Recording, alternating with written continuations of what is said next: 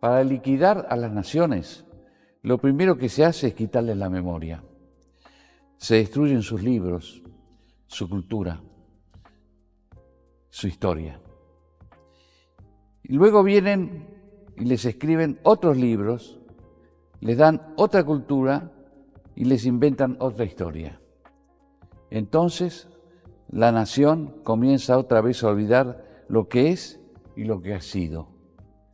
Esto lo dice Milan Kundera, un escritor checoslovaco, en su libro Sobre la risa y el olvido.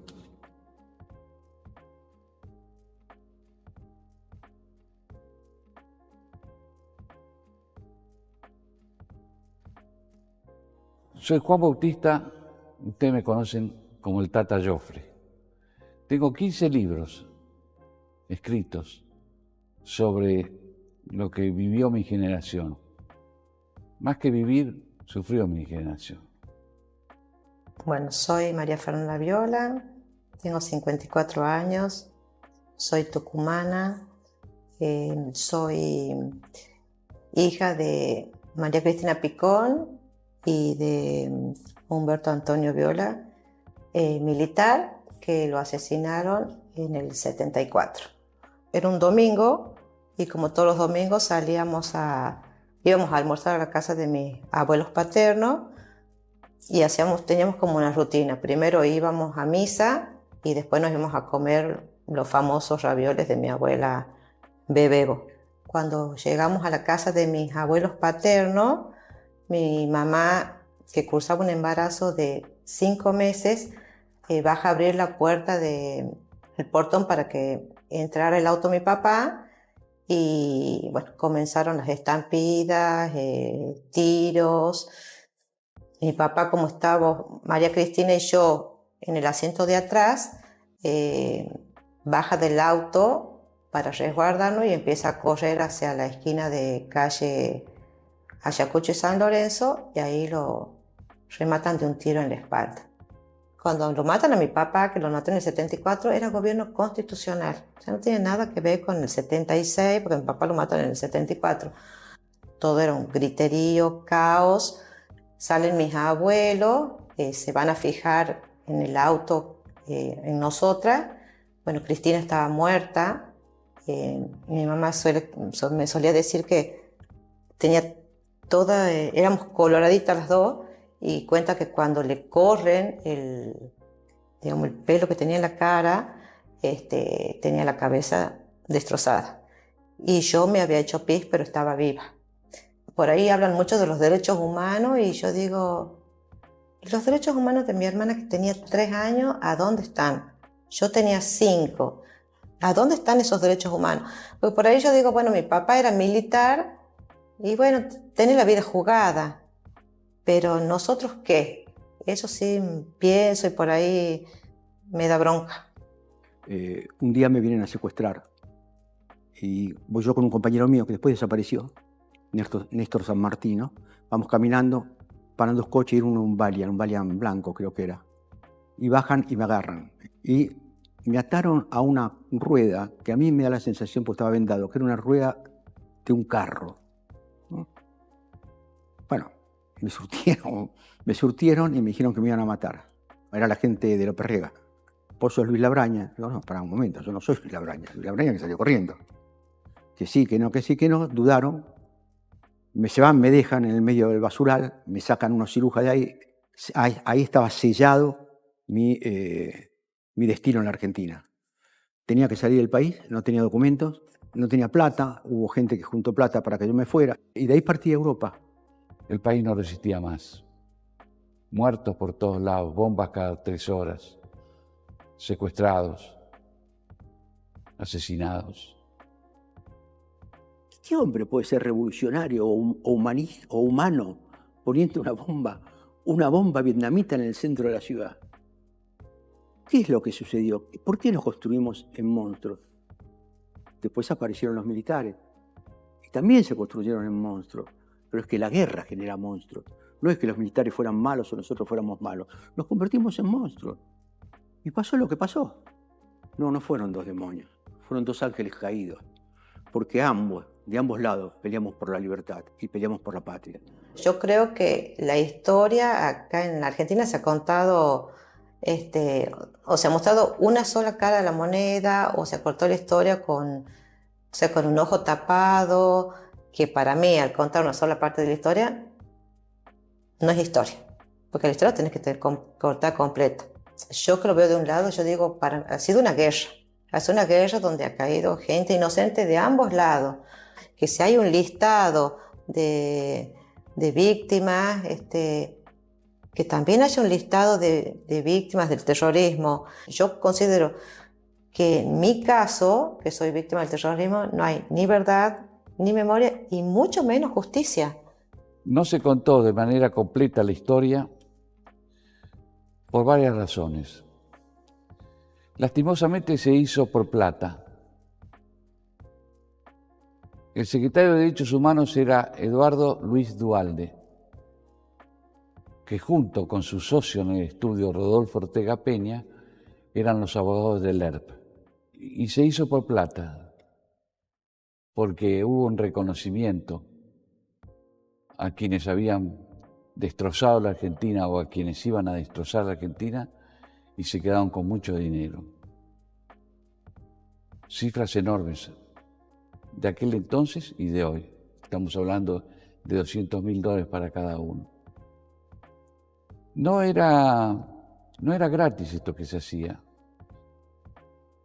Los organismos de derechos humanos de la nación cobraban el diezmo por la plata que se daba. La otra razón es que cómo iban a condenar al terrorismo si el terrorismo estaba en el gobierno de Kirchner. Porque hay que acordarse quién fue el presidente que terminó abajo con todo, con el indulto del presidente Menem, con el punto final y la obediencia de vida que había aceptado Raúl Alfonsín años antes. Estaban en el poder. No solamente sus guerrilleros, los terroristas que habían tomado las armas en aquel entonces, sino también sus ideólogos. Fue un gran negocio el de los desaparecidos. Pero el número fue gestado en Holanda. Me acuerdo que fuimos a ver a las mujeres del primer ministro y algunas diputadas para pedirle dinero para las madres de Plaza de Mayo, que habían venido porque querían poner un local, una casita, no sé, para reclamar a sus hijos. Y había, no me acuerdo si eran 4.000, 3.800, siempre, nunca me acuerdo el número, alrededor de 4.000 personas desaparecidas. Entonces presentan y ellos dicen, pero ustedes no pueden hablar de genocidio. Genocidio es lo que sufrió el pueblo judío con 6 millones de muertos. Y el número es bajo para lo que están diciendo ustedes. ¿Por qué no tratan de venir un poco más adelante buscando más? Porque debe haber más. O sea, ayudando, ¿no? Yo no sé si pasó una semana, un mes, no me acuerdo cuánto, de discusiones, patatín, patatán. Se determinó un número. Dijeron barbaridades en los números. Y alguien dijo 30.000. Y dijo 30.000 como diciendo, bueno, córtela, pongan 30.000. Fui yo. Y esos 30.000 sirvió para buscar la verdad. ¿Ayudó la realidad? No. Fortaleció el odio. Y aparte comenzó a oscurecer la verdadera historia.